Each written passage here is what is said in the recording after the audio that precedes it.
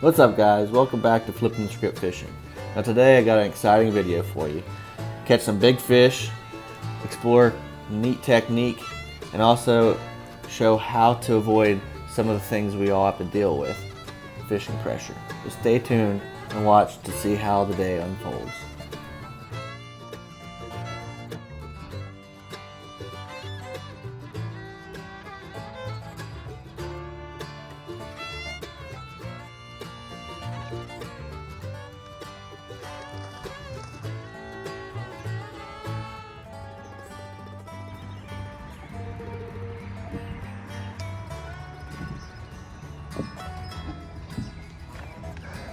Didn't even get off the boat ramp yet. Got our first fish. Okay, hopefully get bigger.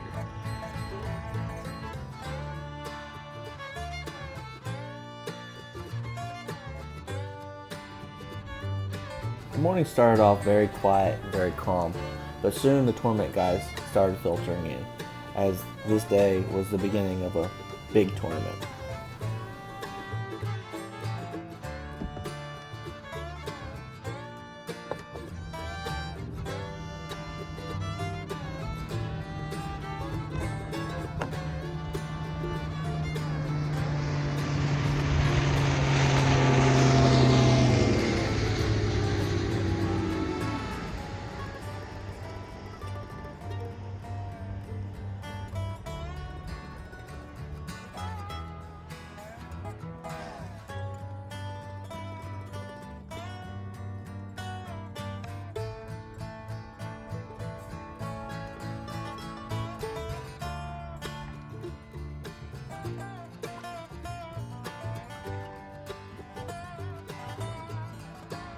Now apparently for some, their ethics are contingent on the amount of money that's at stake. So rather than fighting with those trying to win a big purse, I decided to explore and try something different. And I hit a couple spots on the way to a place that was off the beaten path.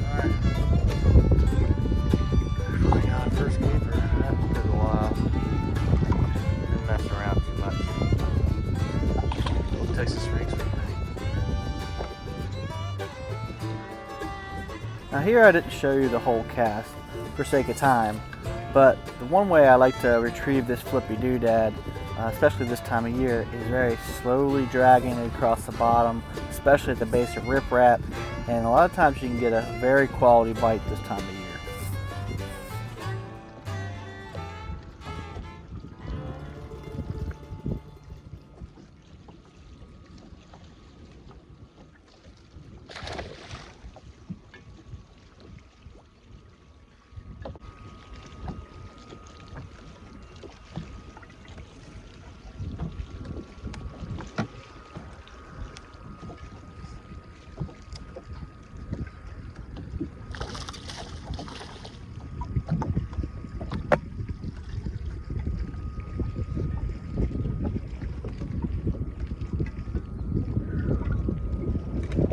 Size of this spotted bass.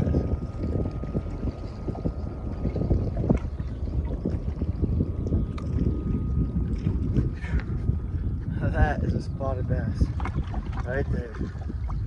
Ain't got no doors. That's a big spotted bass.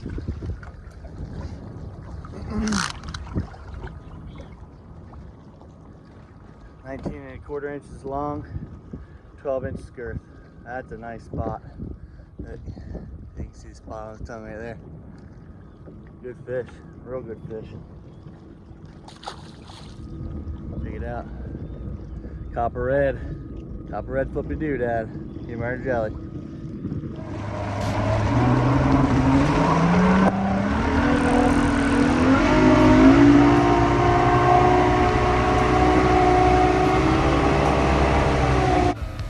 After hitting a couple spots that didn't have anybody on them that I knew could produce some fish, I decided to go way up into a creek arm and further back yet into one of the little branches off the creek arm. Now, I went until I saw no boats. So this is a place that I had never been to before and just found on Google Earth after looking at satellite images and decided to explore a little bit. As you can see, this place is way off the main lake and is absolutely beautiful. There are lots of reeds, there are lots of cypress trees, and plenty of places to catch fish and try lots of different techniques. Now, I did notice this fish activity was a little bit different, so I had to adjust my techniques accordingly. Now, I knew from the images on Google Earth that when I ventured way back into this little canal, this little creek arm, that it would open up into a big bay, shallow bay, but one that opened up and provided a lot of different opportunities. And as you can see, it opened up beautifully. Now, most Tennessee reservoirs have these opportunities and have these little canals that will go and venture into backwater areas. In fact, most places in the country have these types of fisheries. So check out Google Earth and check out the opportunities that you could be missing and passing up.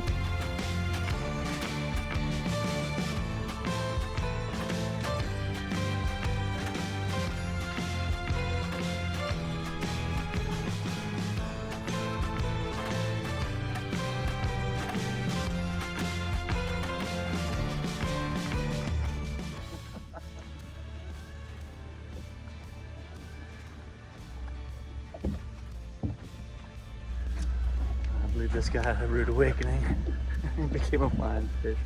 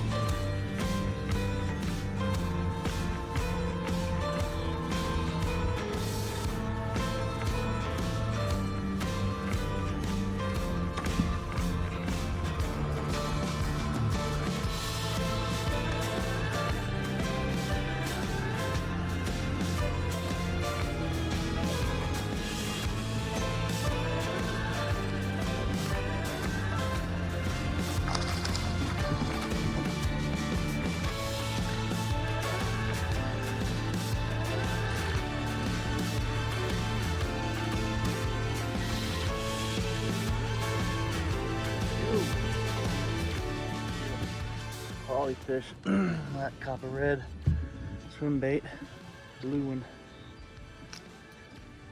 Pretty. She makes some pretty swim baits. That's a good fish, good keeper. All right. Alrighty.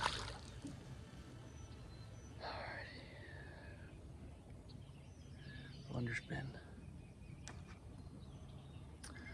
It's pretty cool. I've never been up here before. This is a completely new area for me, so just poking around, exploring, trying different things, and hey, got one so far. Maybe we can get another one.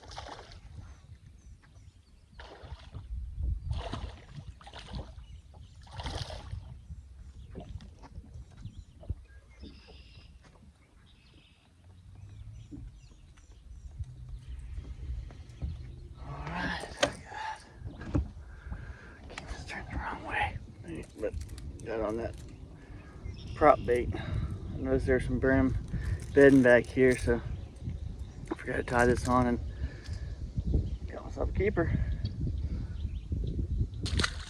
I might be able to put together a limit after all. Might take a little while, but I might be able to do it.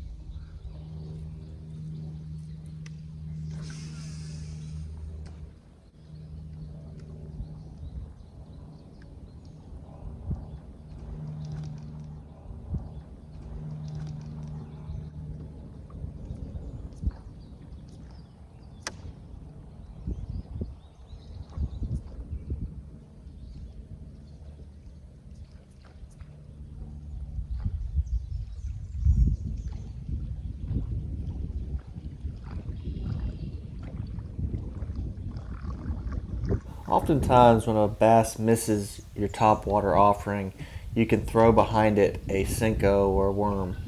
I like to throw a weightless Senko, wacky rigged, and you can often get those fish to bite.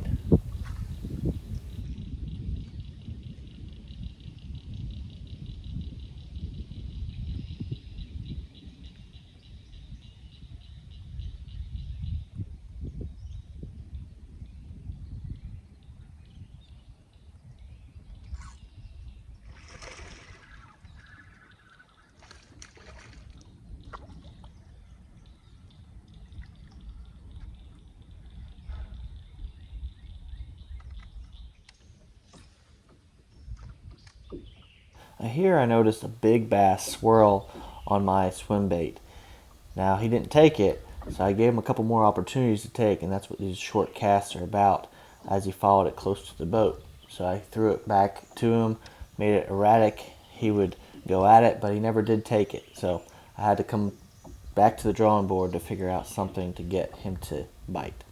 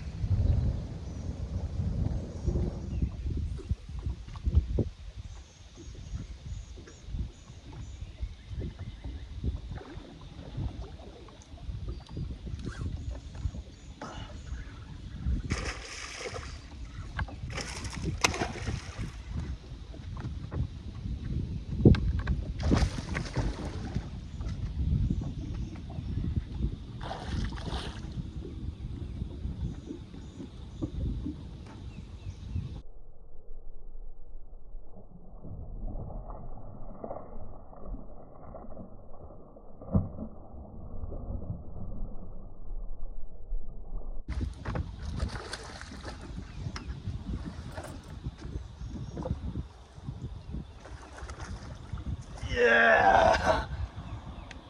Oh my goodness. Wow, that's a freaking big one. Oh man.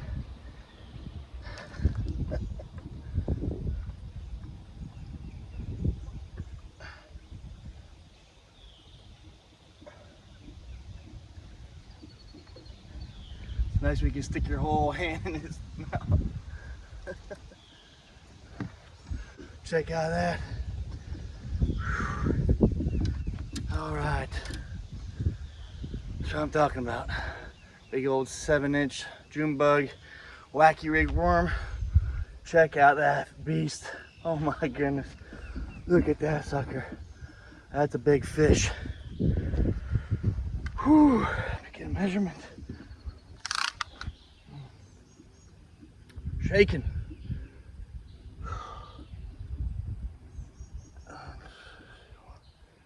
24 inches.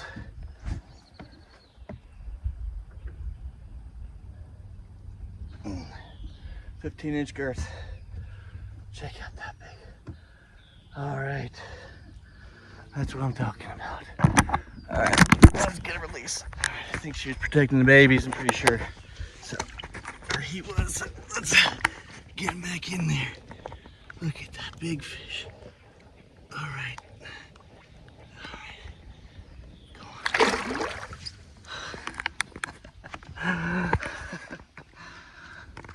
Whew, that's what I'm talking about.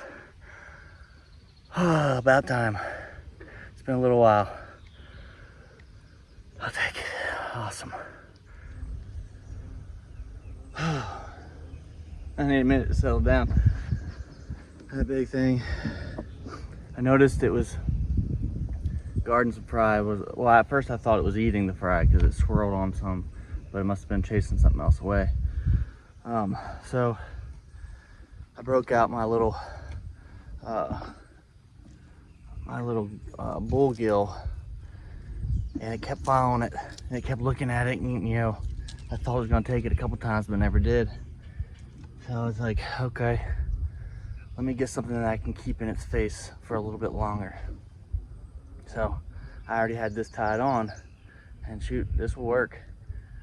So I threw it over there where I thought they were, and just twitched it. I couldn't see anything, to be honest, but I also, the weed guard, I pushed it aside because I want to make sure I got a hook in that fish. Because I missed two today where the weed guard got in the way. So I want to make sure I didn't lose that one if it bit, and it did. So that's exciting. You gotta love that. That's why we bass fish right there. Get you shaking. Alright, so what I think I'm gonna do is cover some water because this is too slow. I can't just sit there and throw it at everything. I'm gonna throw this prop bait. Caught one on it already.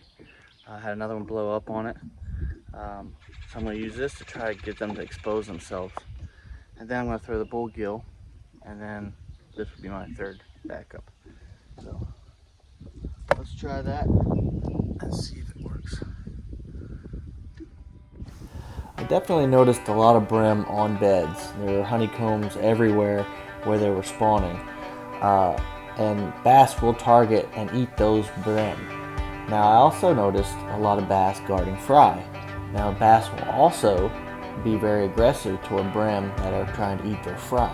So either way, the brim was what they were targeting and what they would take strikes at. So that's why I threw the prop bait and the swim bait, and also why I threw that color of stickworm or Senko. That got them to react and got the fish to bite where they may not have with another color.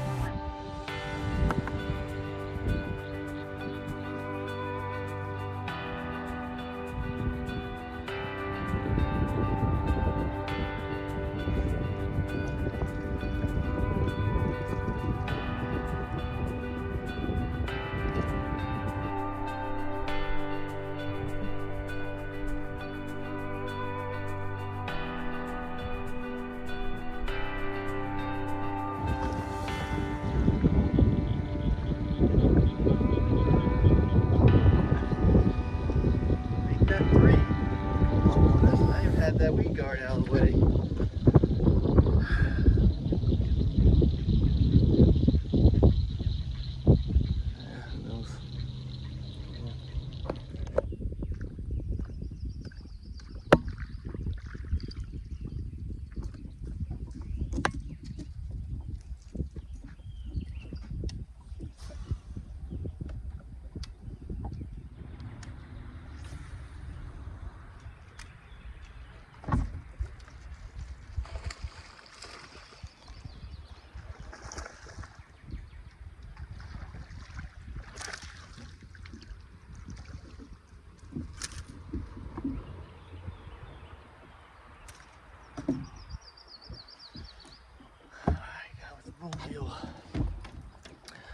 you what, man, that thing was right on that grass. That little patch of grass, I mean, he was on it.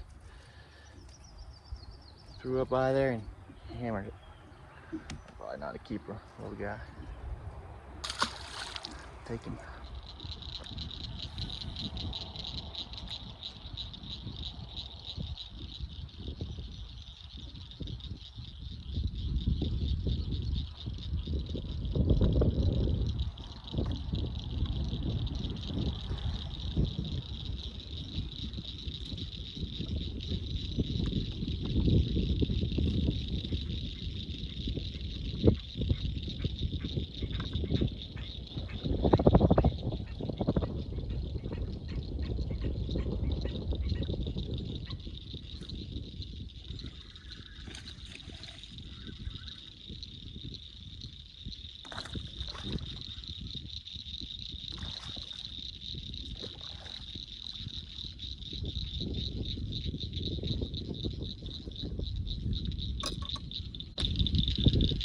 All right out.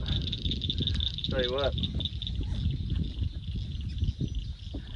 that little plan, throwing that bluegill and then following up with that Senko, is paying off. That's like the third fish I've had doing that. All right. Hit the bluegill and missed it. So I picked up that Senko right behind it, boom, hammered it.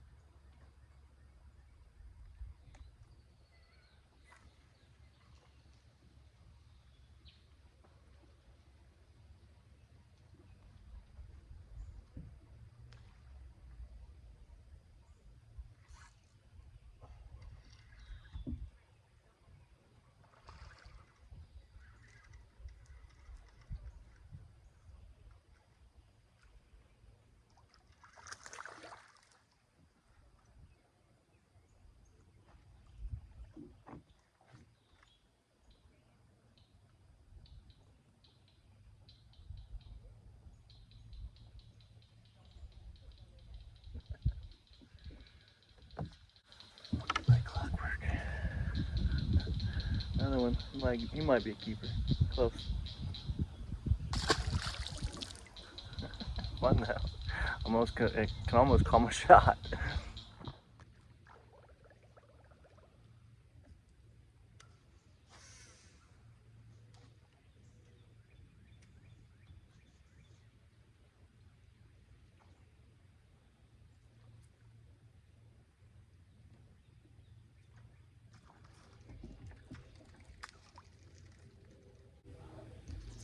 I'm sure you guys have also gotten a knot or a tangle in your line that makes no logical sense whatsoever. And the best thing to do is just try not to get frustrated, because it happens to everybody.